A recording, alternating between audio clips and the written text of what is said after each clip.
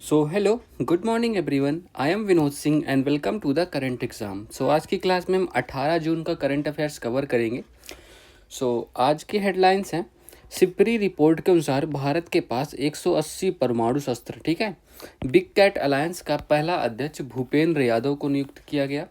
Arm Duplantis ने 6.28 metre के साथ 12वीं बार विश्व रिकॉर्ड बनाया। अपने ही रिकॉर्ड को बार बार तोड़ रहे हैं। 17 जून को विश्व मरुस्थलीकरण रोकथाम दिवस मनाया गया। ठीक है। गोवा की ओजो फेनी, जिससे हम शराब बनाते हैं, को जीआई टैग मिला है। ठीक है। तो इन सब के बारे में डिस्कस करने वाले हैं। चलिए शुरू करते हैं। Question number 1। हाल ही में सिपरी रिपोर्ट के अनुसार भारत के पास कितने परमाणु शस्त्र हैं। ठीक है। तो अभी सिपरी ने देखो परमाणु शस्त्रों के लिए अपनी रिपोर्ट जारी की है। सिपरी का वैसे काम क्या है? सिपरी का देखो जनरल काम है। ये पहले तो एक कहाँ की संस्था है? स्टॉकहोम की संस्था है। ठीक है। स्टॉकहोम स्वीडन, स्टॉकहोम कहाँ का? स्वीडन का संस्था है। और इसका काम क्या होता है? इसका काम होता है हथियारों के बारे में इंपोर्ट एक्सपोर्ट सबका डाटा जारी करना। ठीक है। जो आपके हथियार होते हैं, मतलब अस्त्र शस्त्र, तो हथियारों के बारे में रिपोर्ट जारी करता है, इंपोर्ट जारी करता है या एक्सपोर्ट जारी करता है। तो इनके बारे में ये डिटेल देता है हमें। तो इस बार क्या हुआ, परमाणु शस्त्रों के बारे में जानकारी दी है। परमाणु, क्योंकि परमाणु वार चल रहा है, दिक्कत है इसराइल और ईरान की वजह से, काफ़ी चर्चा में बने हुए हैं और ईरान बार बार धमकी दे रहा है। तो परमाणु शस्त्र पर रिपोर्ट जारी हुई है। और परमाणु शस्त्र कितने देशों के पास है? टोटल 9 देशों के पास है। ठीक है। तो 9 देशों के पास परमाणु शस्त्र हैं। तो उन सब के बारे में देखेंगे कितने टोटल है। तो पूरे वर्ल्ड में कितने परमाणु शस्त्र? टोटल वर्ल्ड में, ये डाटा आप नोट कर लो, टोटल वर्ल्ड में 12,241 परमाणु शस्त्र हैं। ठीक है। तो परमाणु शस्त्र इतने हैं। इनमें से टॉप पे कौन है? टॉप टू जो है ना, इनके 90% तो उन्हीं के पास हैं। तो पहले नंबर पे कौन है? पहले नंबर पे आपका हो गया रशिया। तो सबसे ज़्यादा परमाणु शस्त्र किसके पास है? रसिया के पास है। टोटल लगभग 4299 या 4300 लिख लो। और स्टिल ये लोग बढ़ा ही रहे हैं, मतलब इंक्रीज हो रहा है अभी भी। और दूसरे नंबर पे कौन? दूसरे नंबर पे आपका हो गया यूएसए। यूएसए के पास कितने हैं? तो यूएसए के पास 3700 है। बट यूएसए के परमाणु शस्त्र घट रहा है, क्योंकि ये परमाणु शस्त्र को अब उतना बढ़ाने की कोशिश नहीं कर रहे हैं। अब चलो भारत के बारे में बात करते हैं। ठीक है। क्या हुआ?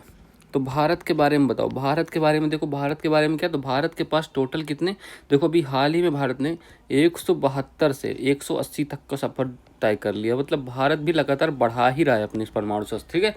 तो भारत के पास 180 परमाणु शस्त्र हैं।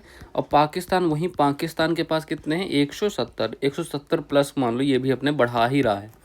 और हमारे पड़ोसी, खास पड़ोसी चाइना के पास कितने? चाइना बहुत तेज़ी से प्रगति कर रहा है। इसमें 600 हथियार प्लस हो गया। ठीक है। 600, ठीक है। तो 600 हथियार, इसके 600 परमाणु हथियार ऊपर हो गए, 600 से प्लस हो गया। ये चाइना बहुत तेज़ी से इसमें बढ़ोतरी कर रहा है।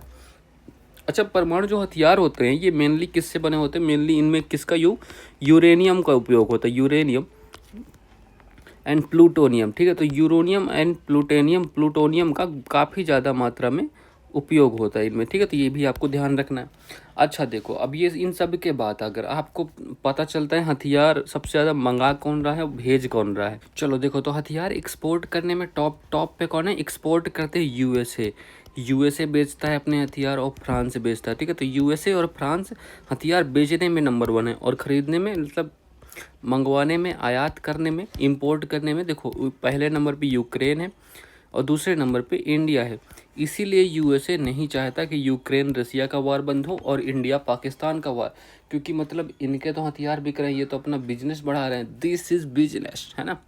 तो यही देख लो। ठीक है। तो यही रीजन, ऑप्शन नंबर, भारत के पास 180 टोटल हथियार है। तो ये आपको मार्क करके रखना है। ठीक है। चलिए, तो ये देखो कौन से 9 देश हैं जिनके पास, देखो सबसे ज़्यादा कहाँ है? रशिया के पास 4299। उसके बाद सेकंड नंबर पे आपका यूएसए हो गया। तो रशिया हो गया, यूएसए हो गया। देन फिर चाइना के पास लगभग 600 हैं, 600 प्लस कर गया है। और फ्रांस के पास, देन फ्रांस कौन से? चौथे नंबर पे 290 परमाणु शस्त्रों के साथ। ठीक है। यूके के पास फिर 225, ये 5वें नंबर पे। 5वें नंबर पे आपका यूके और 6वें नंबर पे आपका इंडिया है। इंडिया की क्या रैंक है? 6th रैंक है इंडिया की वर्ल्ड में। ठीक है। परमाणु हथियारों की तुलना में। फिर 7वें पे आपका पाकिस्तान। देन 8वें पे इसराइल हो गया। देन नॉर्थ कोरिया के पास भी 50 से ज़्यादा है। तो ये 9वां नंबर नॉर्थ कोरिया का। ठीक है। तो ये ध्यान रखिएगा। चलो, तो ये सारी रैंक मैंने लिख रखी है, एक बार ध्यान देख लीजिएगा। चलो, हाल ही में आर्टिफिशियल इंटेलिजेंस पर तीसरा वैश्विक सम्मेलन कहाँ हुआ है? तो तीसरा वैश्विक सम्मेलन कहाँ हुआ है? तो ये हुआ है पेरिस में। अच्छा, ये बताओ आप लोग, पहले दो कहाँ हुए? फर्स्ट वाला कहाँ हुआ है और फर्स्ट वाला कहाँ हुआ है, सेकंड वाला कहाँ हुआ है? ठीक है, तो दोनों बताओ।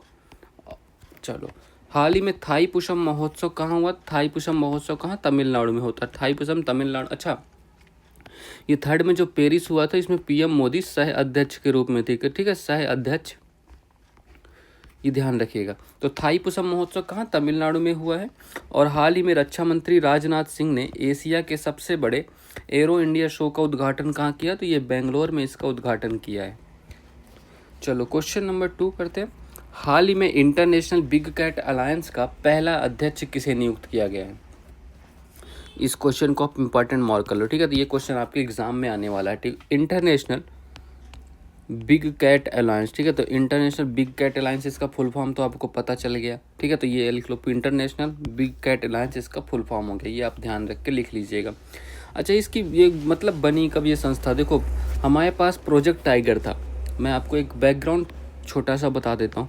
तो प्रोजेक्ट टाइगर, ठीक है, तो प्रोजेक्ट टाइगर कब लॉन्च हुआ था? प्रोजेक्ट टाइगर लॉन्च हुआ था हमारा 1973 में। तो 1973 में हमारा प्रोजेक्ट टाइगर लॉन्च हुआ था। इसके 50 साल कब पूरे हुए थे? तो 50 साल पूरे हुए थे 2023 में। ठीक है, तो 2023 में इसके 50 साल हुए, तो इसी साल घोषणा हुई। और घोषणा देखो, 2023 वाला ये सम्मेलन कहाँ हुआ था? सम्मेलन हुआ था मैसूर, कर्नाटक में। ठीक है, तो मैसूर, कर्नाटक में ये घोषणा हुई और पीएम मोदी ने घोषणा की थी। पीएम साहब ने घोषणा की कि भैया हम IBCA बनाएंगे। तो ये भारत ने इसका गठन किया है। ठीक है, तो पीएम मोदी ने घोषणा की, तो इसका गठन किसने किया है? तो इसका गठन कब हुआ? लेकिन फिर इसका जो गठन हुआ, घोषणा 2023 में हुई, बट गठन 2024 में हुआ। ठीक है, 2024 में इसका गठन हो गया। अब इसका हेडक्वार्टर भी कहाँ बनाया गया? हेडक्वार्टर भी इसको भारत में बनाया गया। ठीक है, तो भारत में इसका हेडक्वार्टर बनाया गया, ये ध्यान रखिएगा। ठीक है। अच्छा, ऐसे कौन से देश हैं जहाँ पर बिग कैट्स पाए जाते हैं? टोटल 9 देश हैं वर्ल्ड में। ठीक है, तो वर्ल्ड में टोटल 9 देश है जहाँ पर बिग कैट मिलता है। बिग कैट का मतलब क्या होता है सर? बिग कैट का मतलब देखो, बिग कैट का मतलब जगुआर हो गया, पूमा हो गया, लियोपॉर्ड हो गया, लायन हो गया, टाइगर हो गया, चीता हो गया, स्नो लियोपॉर्ड, ये सारे आपकी बिग कैट्स में आते हैं। इंटरनेशनल बिग कैट अलायंस में सारी प्रजातियाँ आती हैं, तो इनका नाम आपको ध्यान रखना है। ठीक है, अब इसकी देखो, जो IBCA के भी हाल ही में पहली बैठक हुई, फर्स्ट बैठक का आयोजन किया गया। तो फर्स्ट बैठक का आयोजन हुआ, कब हुआ था? 16 जून को। ठीक है, तो 16 जून 2025 को इसकी पहले बैठक हुई। 16 जून 2025 को इसकी पहली बैठक हुई। तो इसी में पहले अध्यक्ष का नाम निकला। तो इसी में पहले अध्यक्ष घोषित किए गए कौन? डॉक्टर भूपेंद्र यादव। डॉक्टर भूपेंद्र यादव का आपने नाम बहुत बार सुना है। ठीक है, डॉक्टर भूपेंद्र यादव का नाम आपने कितनी बार सुना है? किस लिए सुना है? क्योंकि हम इनको किस नाम से जानते हैं? इनको हम पर्यावरण मंत्री के रूप में जानते हैं। ठीक है, तो पर्यावरण मंत्री के रूप में जानते हैं। ठीक है, तो ये आपको ध्यान रखना, डॉक्टर भूपेंद्र यादव को पहला IBCA का अध्यक्ष चुना गया। ठीक है, तो पहला IBCA का अध्यक्ष किसे? डॉक्टर भूपेंद्र यादव को चुना गया। ठीक है, तो ये आपको ध्यान रखना है। चलिए, अच्छा, प्रोजेक्ट टाइगर तो आपको पता है। चलो, प्रोजेक्ट एलिफेंट कब लॉन्च हुआ? Project elephant. ठीक है, तो प्रोजेक्ट एलिफेंट बताओ, प्रोजेक्ट एलिफेंट कब लॉन्च हुआ? और प्रोजेक्ट डॉल्फिन। ठीक है, तो प्रोजेक्ट डॉल्फिन भी बताओ। ठीक है, डॉल्फिन बताओ, प्रोजेक्ट डॉल्फिन बताओ, और एक और प्रोजेक्ट बताओ कौन सा, और कौन सा होता है, और कौन सा? अच्छा, प्रोजेक्ट चीता भी बताओ। ठीक है, तो प्रोजेक्ट चीता, तो प्रोजेक्ट चीता ये सब कब लॉन्च हुए? इनकी डेट बताना, ईयर बताना। ठीक है, एक प्रोजेक्ट मैं आपको लिखे देता हूँ, प्रोजेक्ट स्नो लियोपॉर्ड। तो प्रोजेक्ट स्नो लियोपॉर्ड ये कब लॉन्च हुआ था? तो ये लॉन्च हुआ था 2009 में। ठीक है, तो प्रोजेक्ट स्नो लियोपॉर्ड 2009 में। बाकी इन 3 के आंसर आप लोग करने हैं, कमेंट बॉक्स में आंसर करके दिखाओ फटाक से। चलो, तो ये बिग कैट अलायंस देख लिया आपने, कौन कौन सी प्रजातियाँ थी? Jaguar, Puma, leopard, lion, tiger, चीता, स्नो लियोपॉर्ड। ठीक है, तो भ्रष्टाचार धारणा सूचकांक 2024 में 180 देशों में से भारत को कौन सा स्थान मिला था? तो भारत को 96 स्थान मिला था पिछले साल, जबकि कितना था? 93 था। 93 से ये 96 आ चुका है, तो ये मतलब गिरी है इसमें, हालत और भी ख़राब हुई है। हाल ही में निष्क्रिय म्यूचुअल फंड फोलियो को ट्रैक करने के लिए मित्रा प्लेटफॉर्म किसने लॉन्च किया? मित्रा प्लेटफॉर्म लॉन्च करने वाला कौन हो गया था? सेबी। तो सेबी ने मित्रा प्लेटफॉर्म लॉन्च किया। हाल ही में राजा भलीन सिंह ट्रॉफी से किसे सम्मानित किया? तो राजा भलीन सिंह ट्रॉफी किसको मिलती है? देखो चलो पहले ये देखो कहाँ मिलती है। जो नेशनल गेम्स होते हैं 38वें नंबर के नेशनल गेम्स हुए, उनमें जो पहला स्थान मिला तो सर्विसेज को, मतलब सेवा क्षेत्र को मिला था पहला स्थान। तो इन्हीं को, जो पहला स्थान पाते हैं उन्हीं को राजा भलीन सिंह ट्रॉफी मिलती है, मतलब सर्विसेज इसका राइट आंसर है। चलो क्वेश्चन नंबर 3, हाल ही में आर्म्ड डुप्लांटिस ने 6.28 मीटर के साथ किस खेल में 12वीं बार विश्व रिकॉर्ड बनाया? बहुत इंपॉर्टेंट क्वेश्चन है, किसी भी एग्जाम में टक से आ जाएगा, आप देखते रह जाओगे। तो चलो इनके बारे में करते हैं। तो क्या नाम है? अरमान डुप्लांटिस। आप इंग्लिश में लिख लो अगर आपको प्रोनाउंसिएशन में दिक्कत हो रही। इंग्लिश हमेशा अगर प्रीफर करना, अगर कुछ डाउट हो तो इंग्लिश प्रीफर किया करो, ठीक है। तो अरमान डुप्लांटिस, इनका नाम आपने पहले भी सुना है, मैंने एक बार और एक क्वेश्चन कराया था इनके नाम से, ठीक है। तो अरमान डुप्लांटिस ने अभी क्या कर डाला, ये कहाँ से रिलेटेड है? ये स्वीडन देश के हैं, ठीक है। तो स्वीडन देश के हैं और ये कौन सा खेल खेलते हैं? Pole vault. पोल वॉल्ट मतलब देखो, ये पोल के सहारे आपको उछलना होता है, छलांग लगानी होती है ना। तो पोल वॉल्ट का खेल है, इसी खेल में इन्होंने ये रिकॉर्ड हासिल किया, ठीक है। पोल वॉल्ट का खेल में रिकॉर्ड हासिल किया है। कितनी छलांग मारी? 6.28 मीटर। 6.28 मीटर की छलांग लगा के इन्होंने विश्व रिकॉर्ड बनाया है। 12वीं बार अपने ही रिकॉर्ड को तोड़ते हैं, मतलब ये अब बन गया है न्यू वर्ल्ड रिकॉर्ड। तो न्यू वर्ल्ड रिकॉर्ड यही है, ठीक है। तो 6.28 मीटर, ठीक है। पुराना क्या था? एक्स क्या था, मतलब किसको तोड़ा इसने? 6.27 मीटर, मतलब 0.01 मीटर से ये इसने रिकॉर्ड ब्रेक कर दिया इन्होंने, ठीक है। और कौन सी बार? इन्होंने 12वीं बार अपना ही रिकॉर्ड तोड़ा है, ठीक है। 12th टाइम इन्होंने अपना रिकॉर्ड तोड़ा है और जीत लिया है, मतलब विश्व रिकॉर्ड बनाया है। और इनके बारे में क्या आपको देखो पता है ना, ओलंपिक खेल हुए थे, ओलंपिक होते हैं। तो इन्होंने टोक्यो ओलंपिक में, टोक्यो हो गया, और कौन सा हुआ था अभी लेटेस्ट वाला? पेरिस 2024 वाला। तो टोक्यो ओलंपिक में इन्होंने गोल्ड मेडल जीता, ठीक है। टोक्यो में गोल्ड भी जीता, पेरिस में भी इन्होंने गोल्ड मेडल जीता, ठीक है। तो ये भी आपको ध्यान रखना है। अच्छा, मैंने अभी इनका जिक्र किस लिए किया था? इनका जिक्र किया था मैंने, एक अवार्ड है लॉरियस, ठीक है। तो लॉरियस स्पोर्ट्स आइकन, तो Laureus sports icon of the year, ठीक है। तो Laureus sports icon of the year 2025, ठीक है। तो ईयर 2025 के लिए इनका नाम चुना गया था। ये मैंने आपको ये क्वेश्चन करा चुका हूँ पहले ही, ठीक है। तो ये ध्यान रखिएगा, ऑप्शन नंबर 1 करेक्ट आंसर है। अच्छा, कुछ क्वेश्चन और लिखने थे, यहाँ पर जगह नहीं है, तो आओ नेक्स्ट स्लाइड में लिख दे। चलो, तो Duplantis breaks pole vault record in Stockholm, ठीक है। तो ये आपको ध्यान रखना, देखो न्यू वर्ल्ड रिकॉर्ड 6.28 मीटर, ये डुप्लांटिस साहब। अच्छा, मैं कुछ क्वेश्चन अलग से करना, चलो यहाँ कर देते हैं, ठीक है। देखो फीफा क्लब वर्ल्ड कप अभी स्टार्ट हुआ है, ठीक है। तो फीफा क्लब वर्ल्ड कप 2025, ठीक है। तो 2025 का एक फीफा क्लब वर्ल्ड कप ये स्टार्ट हुआ है। ये कहाँ? ये यूएसए में स्टार्ट हो रहा है। एक तो ये ध्यान रखना है। और भारत के बारे में एक क्वेश्चन है, भारत का पहला फर्स्ट हॉकी, ठीक है। तो भारत का फर्स्ट हॉकी इंडिया, ठीक है। तो first hockey India masters cup, ठीक है। तो ये आपको ध्यान रखना, हॉकी इंडिया मास्टर्स कप, इसका भी आयोजन हो रहा है, ठीक है। 2025 वाले का। तो इसका आयोजन कहाँ हो रहा है? चेन्नई में। चेन्नई कहाँ है? तमिलनाडु, ठीक है। चेन्नई तमिलनाडु में इसका आयोजन हो रहा है। तो ये दोनों क्वेश्चन भी आपको ध्यान रखने। देश का पहला बायो बैंक कहाँ प्रारंभ हुआ? तो देश का पहला बायो बैंक कहाँ? पद्मजा नायडू। ये तो कितनी बार मैंने पढ़ा चुका हूँ। तो पद्मजा नायडू, ठीक है। तो पद्मजा नायडू बायोलॉजिकल पार्क है, ठीक है। तो पद्मजा नायडू बायोलॉजिकल पार्क है। तो ये आपको लोकेशन पता है ना, ये दार्जिलिंग में है, ठीक है। तो ये बायोलॉजिकल पार्क, ठीक है। तो पद्मजा नायडू बायोलॉजिकल पार्क आपको ध्यान रखना है। हाल ही में देश का 26वां मुख्य चुनाव आयुक्त किसे नियुक्त किया गया था? तो 26वां मुख्य चुनाव आयुक्त ज्ञानेश कुमार जी को, ठीक है। तो ज्ञानेश कुमार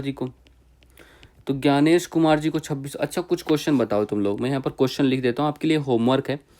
अभी आपके CJI कौन है? CJI कौन है, ठीक है। चीफ इलेक्शन कमीशन तो हो गया, ठीक है। कैग कौन है अभी फिलहाल आपके? कैग कौन है ये बताओ। और क्या बता सकते हो? CJI हो गया, कैग हो गया, चीफ इलेक्शन कमीशन हो गया, और कौन है? अच्छा हाँ, RBI के गवर्नर कौन है? RBI के गवर्नर बताओ कौन है, ठीक है। तो इन तीनों के नाम आप कमेंट बॉक्स में जल्दी से बता दो, ठीक है। चलो, हाल ही में भारतीय सेना ने जल थल रक्षा 2025 नामक तटीय सैन्य अभ्यास कहाँ आयोजित किया है? इसका आयोजन हुआ है गुजरात में, ठीक है। चलो क्वेश्चन नंबर 4 करते हैं। हाल ही में विश्व मरुस्थलीकरण रोकथाम दिवस 2025 कब मनाया गया? देखो तो विश्व मरुस्थलीकरण रोकथाम दिवस, ये बहुत इंपॉर्टेंट क्वेश्चन है, पूछा गया था, ठीक है। अभी तो लिखो पहले तुम, विश्व मरुस्थलीकरण रोकथाम दिवस, ठीक है। तो विश्व मरुस्थलीकरण, अच्छा ये मरुस्थलीकरण तुम लोगों को पता है कहते किसे हैं, ठीक है। तो ये समझते हो मतलब क्या प्रक्रिया होती है? तो मरुस्थलीकरण रोकथाम दिवस ये कब सेलिब्रेट होता है हर साल? तो हर साल ये सेलिब्रेट होता है 17 जून को, है ना। तो 17 जून को ये हर साल सेलिब्रेट होता है, ये तो आपको पता ही होगा 17 जून को, ठीक है। अच्छा इसकी घोषणा कब हुई थी? तो घोषणा हुई थी 1994, है ना। तो घोषणा इसकी 1994 में हुई थी, घोषणा 1994 में इसकी घोषणा हुई थी, और ये 17 जून को हर साल सेलिब्रेट किया जाता है, ठीक है। अच्छा 17 जून को एक और दिवस होता है, वो लिखो, विश्व मगरमच्छ दिवस। मगरमच्छ के आंसू होते हैं ना, तो विश्व तो मगरमच्छ दिवस, ठीक है। तो ये भी आपको ध्यान रखना, बस उतना इंपॉर्टेंट नहीं है बट ध्यान तो रख ही सकते हो, ठीक है। अच्छा देखो मरुस्थलीकरण कहते किसे हैं? देखो मान लो ये वाला इलाका पूरा मरुस्थल है, यहाँ पर रेत ही रेत है, ठीक है। तो रेत ही रेत है, हवा वगैरह चलती रहती, आंधियाँ आती रहती हैं ना, आशियाँ उड़ते रहते हैं। तो ये रेत जो है धीरे धीरे धीरे धीरे इस इलाके में भी आ गई, ठीक है। मैं दूसरे कलर से कर देता हूँ। तो देखो धीरे धीरे इस इलाके में आ गई रेत। अब ये भी आपको किस में, अब ये टोटल नया इलाका क्या है? नया मरुस्थलीकरण का इलाका ये हो गया, ठीक है। तो ऐसे ये मरुस्थलीकरण बढ़ता जाता है, तो इसको रोकने का प्रयास करना, इसके लिए ये दिवस सेलिब्रेट होता है, ठीक है। तो समझ गए आप, ये मतलब होता है। पहले देखो हरा भरा पेड़ था, यहाँ तक था रेत, अब ये धीरे धीरे बढ़ के इसको कवर करके पेड़ होड़ को सबको सुखा उखा के खत्म, टाटा बाय बाय, है ना। चलो तो ये मतलब होता है, ठीक है। तो मरुस्थलीकरण बढ़ना मतलब यही होता है। चलो अच्छा इसकी थीम क्या है? तो 2025 के लिए इसकी थीम क्या है? इसका थीम है रिस्टोर द लैंड, मतलब भूमि का रिस्टोर करना है। तो रिस्टोर मतलब पुनर्जीवित करो यार, रिस्टोर द लैंड, ठीक है। तो restore the land, unlock the opportunity, ठीक है। तो ये इसकी पूरी थीम आपको ध्यान रखना है, अनलॉक द अपॉर्चुनिटी, ठीक है। तो ये इसकी थीम हो गई। चलो और कुछ याद रखना, तो ये थीम आपको पता रखना। अच्छा होस्ट, मेन क्वेश्चन इंपॉर्टेंट है इसका, होस्ट कहाँ है, मतलब इसका होस्ट कंट्री कौन सी, कहाँ आयोजित किया था? तो कोलंबिया, ठीक है। तो कोलंबिया में इसका आयोजन होगा, कोलंबिया में इसका आयोजन हो रहा है। इसकी कैपिटल क्या है ये बताओ, कैपिटल इसकी बताओ, ठीक है। कोलंबिया की कैपिटल बताओ, और ये किस कॉन्टिनेंट में है, ठीक है। तो किस कॉन्टिनेंट में है ये भी बताओ, ठीक है। कोलंबिया की कैपिटल और कॉन्टिनेंट दोनों कमेंट करके बताओ। तो option number D correct answer है 17 जून, ठीक है। 17 जून इसका राइट आंसर हो गया, तो ये ध्यान रखना है। अच्छा एक और लिख लो, टारगेट क्या है इसका? इसने एक टारगेट लॉन्च किया, टारगेट है 2030 तक, ठीक है। तो रिस्टोर करना है वापस से उस लैंड को जो मरुस्थल बन चुकी है, तो रिस्टोर करना 1.5 बिलियन, तो 1.5 बिलियन हेक्टेयर लैंड को बाई 2030 तक, 2030 के अंदर इसको रिस्टोर, इतनी जन भूमि को हमको रिस्टोर करना है, तो ये आपको ध्यान रखना है। तो 17 जून को ये दिवस सेलिब्रेट होता है, ठीक है। चलिए अच्छा चलो ये क्वेश्चन तो आप बताओगे ही, कुछ क्वेश्चन मैं आपसे और चलो विश्व ध्यान दिवस ये कब सेलिब्रेट होता है? तो विश्व ध्यान दिवस सेलिब्रेट होता है 21 दिसंबर को। अभी राजस्थान का कोई पेपर था वहाँ पूछा गया था ये। विश्व आशा दिवस कहाँ? ये देखो सारे लेटेस्ट दिवस हैं, पहली बार सेलिब्रेट हुए हैं, तो इनको याद रखना जरूरी है। विश्व आशा दिवस 12 जुलाई। विश्व ग्लेशियर संरक्षण दिवस 21 मार्च को होता है, ठीक है। विश्व फुटबॉल दिवस 25 मई को, इसको भी पहली बार सेलिब्रेट किया गया इस बार। अंतरिक्ष दिवस कब होता है? भारतीय राष्ट्रीय अंतरिक्ष दिवस 23 अगस्त को, इस दिन हमारा चंद्रयान 3 पहुंचा था। अंतर्राष्ट्रीय खेल दिवस कब? 11 जून को, ठीक है। तो ये सब आपको ध्यान रखने हैं, ठीक है, ये इंपॉर्टेंट है। अच्छा कुछ दिवस मैं आपसे पूछता हूँ, आपको बताना है 22 मार्च को कौन सा दिन होता है, ठीक है। तो 22 मार्च को कौन सा दिन होता है? 22 अप्रैल को कौन सा दिन होता है? 22 अप्रैल को कौन सा दिवस होता है? और 22 मई को, ठीक है। तो ये तीनों दिवस आपको कमेंट करके बताने हैं कि कौन कौन से होते हैं, ठीक है। तो ये तीनों बताओ। चलो ये आपका होमवर्क है आज का। क्वेश्चन नंबर 5 करते हैं, ठीक है। हाल ही में किस राज्य की ओजोफेनी को जीआई टैग मिला? चलो तुम्हें शराब बनाना सिखाता हूँ। हाँ जी सर जी, हाँ बिल्कुल सर जी, यार शराब पिलाएंगे तुम्हें, ठीक है। चलो मतलब ये मतलब बहुत ही फेमस शराब है जिसके बारे में हम बात करने जा रहे हैं। किसके बारे में बात करने आ रहे हैं? ओजो। ओजो जिसको हम गोवा फेनी के नाम से भी जानते हैं, तो गोवा की फेनी शराब, ठीक है। तो ओजो या गोवा फेनी के नाम से जानते हैं, ये एक प्रकार की शराब है। अभी हाल ही में इसको जीआई टैग मिला है, ठीक है। तो जीआई टैग मिला है, जीआई टैग क्या होता है इसके बारे में तो आपको पता है। ठीक है। जीआई टैग इसके लिए कौन सा एक्ट आया था, एक्ट कौन सा आया था, एक्ट आया था 1999। तो 1999 का एक्ट था, लागू कब से हुआ था, तो लागू हुआ था 2003 से लागू हुआ था। ठीक है, 2003 से लागू हो गया। और पहला जीआई टैग किसे मिला था, फर्स्ट जीआई टैग। अच्छा, नाम मैं बता देता हूँ, आपको बताना है कहाँ से संबंधित है। ठीक है, दार्जिलिंग की चाय। तो दार्जिलिंग की जो चाय थी, दार्जिलिंग की चाय या टी, चाय के शौकीनों के लिए ये क्वेश्चन है। और ये कहाँ से है ये आपको बताना है। ठीक है, किस प्रदेश से संबंधित है ये आपको बताना है। तो पहला जो आपको जीआई टैग मिला था दार्जिलिंग की चाय को मिला था, कौन सा मंत्रालय से संबंधित है, वाणिज्य एंड उद्योग मंत्रालय। तो वाणिज्य एंड उद्योग मंत्रालय से संबंधित है ये। ठीक है, तो इसके मंत्री कौन है, मंत्री हैं आपके पीयूष गोयल जी। ठीक है, तो पीयूष गोयल जी इसके मंत्री हैं। ठीक है, तो पीयूष गोयल जी इसके मंत्री हैं। और ये कितने साल के दिया जाता है, तो 10 साल के लिए। ठीक है, 10 साल के लिए जीआई टैग प्रदान किया जाता है। चलो, इतनी बातें आपको पता होनी चाहिए। चलो अब मैं एक क्वेश्चन पे आते हैं, क्वेश्चन से तो भटक ही रहे हैं। इसको जीआई टैग मिला, ये कहाँ से संबंधित है, ये आपका गोवा से संबंधित है। ठीक है, तो गोवा से संबंधित है, गोवा करेक्ट आंसर मार्क कर लीजिएगा। इसको ये तो बनती क्या है, मतलब एक प्रकार की ये शराब है, शराब है। इसमें क्या होता है, शराब में जो ये काजू जो होता है, काजू आप जानते हो ना, काजू, काजू या नारियल पानी। ठीक है, तो काजू या नारियल पानी का फर्मेंटेशन किया जाता है। फर्मेंटेशन मतलब आप साधारण लैंग्वेज में इसको सड़ाना कह सकते हो, किण्वन के नाम से जानता है फर्मेंटेशन। तो फर्मेंटेशन या किण्वन के नाम से आप जानते हो। ठीक है, किण्वन, किण्वन हिंदी में कहते हैं, आप सड़ाना मान लो। तो इसके बाद ये जैसे काजू या नारियल पानी के साथ इसका सड़ाया जाता है, किण्वन किया जाता है, तो वैसे ये बन जाती है शराब, बेहतरीन शराब। मतलब भाई इतनी अच्छी क्वालिटी की बनती है ना।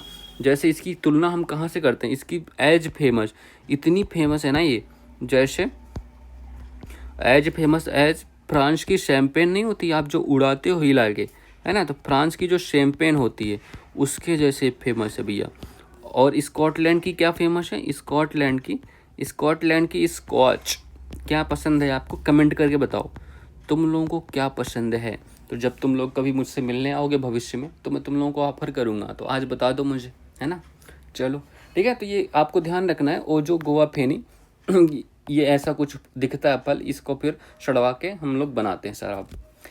चलो, cool Goa feni Indian liquor one must try, इसको मस्ट ट्राई करो, मतलब यूज करो यार, एक बार टेस्ट करके तो देखो।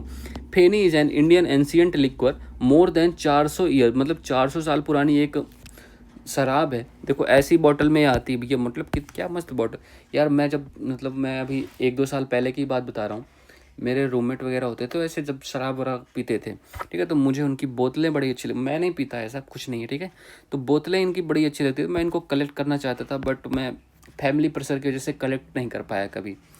मुझे इनकी कलर, इनका टेक्सचर, इनकी बनावट काफ़ी अच्छी लगती थी। तो बट देखते हैं, मैं भविष्य में करूँगा ज़रूर, कलेक्शन रहेगा अपने पास। ठीक है, तुम लोग आओगे दिखाऊंगा।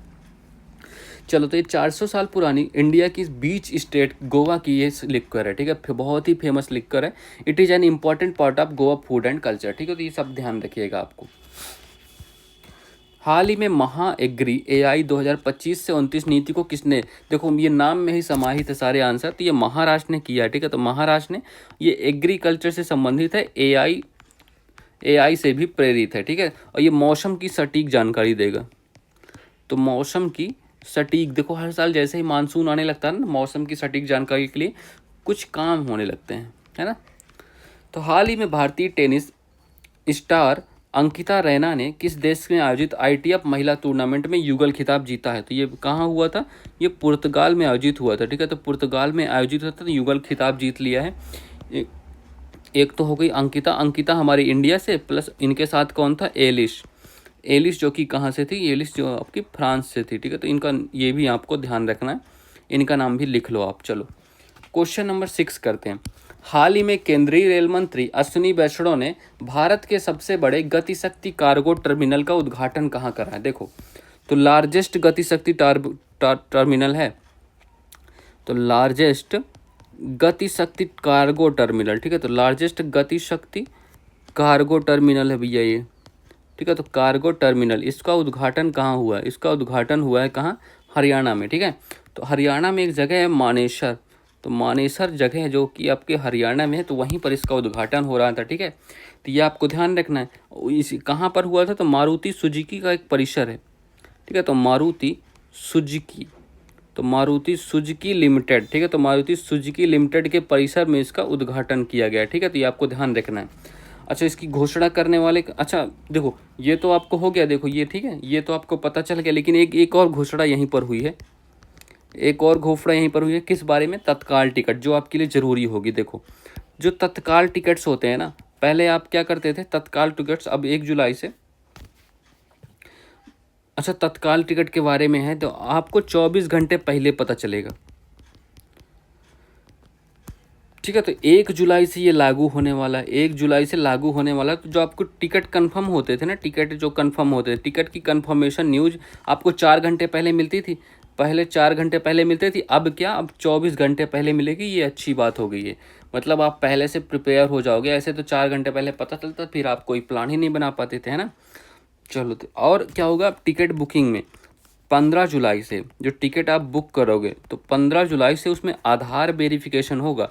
मतलब आप घपलेबाजी नहीं, जो वेंडर होते हैं, जो कैफ़े वाले होते हैं, वो खूब सारे टिकट बुक करके रख लेते हैं, फिर उनको ब्लैक में बेचते हैं, है ना। तो आधार वेरिफिकेशन अब ज़रूरी है, तो आधार वेरिफिकेशन कंपलसरी है। ये 15 जुलाई से ये भी लागू हो जाएगा, ठीक है। तो ये ध्यान रखिएगा, इतनी और बातें याद रखिएगा। हाल ही में नई फूलदार पौधे की प्रजाति पोर्टुलाका भारत की खोज कहाँ हुई है? देखो इसकी खोज हुई है अरावली पर्वत के पास, ठीक है। अरावली पर्वत में इसकी खोज हुई है, जो कि कहाँ है आपका, जयपुर, याद रखना है, ठीक है। तो जयपुर आपको याद रखना है। किसने की है ये खोज, किसने की है भाई? निशांत चौहान जी ने, ठीक है। तो निशांत चौहान जी ने ये खोज की है, तो ये आपको ध्यान रखना है, निशांत चौहान का नाम। हाल ही में मुख्यमंत्री जीवन प्रेरणा योजना और स्वागत सत्यार्थ पोर्टल किसने लॉन्च किया? तो लॉन्च करने वाला हो गया असम के सीएम हिमंत बिस्वा। तो असम के सीएम हेमंत बिस्वा जी ने इसको लॉन्च किया, ठीक है। तो हेमंत बिस्वा जी ने लॉन्च किया है। अच्छा, ये जीवन प्रेरणा योजना क्या है? ये क्या होगा? तो ये दिव्यांग जो शोधकर्ता होंगे, आपके पढ़ाई करने वाले दिव्यांग रिसर्चर या शोधकर्ता कहते हो आप, तो शोधकर्ता जो होने वाले, इनको पैसा मिलेगा। किससे? 25,000 से 40,000 तक। इनके खर्चे के लिए 25,000 से 40,000 तक का इनको पैसा मिलने वाली, ठीक है, राशि मिलने वाली है। और स्वागत सत्यार्थ पोर्टल क्या है? इसका क्या होगा, जो ट्रांसफ़र प्रक्रिया को आसान बनाने के लिए, ठीक है, ट्रांसफ़र प्रक्रिया आसान बनाएंगे, ठीक है। ट्रांसफ़र प्रक्रिया को आसान बनाने के लिए ये काम आएगा, ठीक है। जो गवर्नमेंट ऑफिसर, गवर्नमेंट टीचर होंगे, तो उनका ट्रांसफ़र के लिए, ठीक है। चलो, so that's all for this class. Please like कीजिएगा, शेयर कीजिएगा और सब्सक्राइब करना मत भूलिएगा। So thank you everyone, have a good day.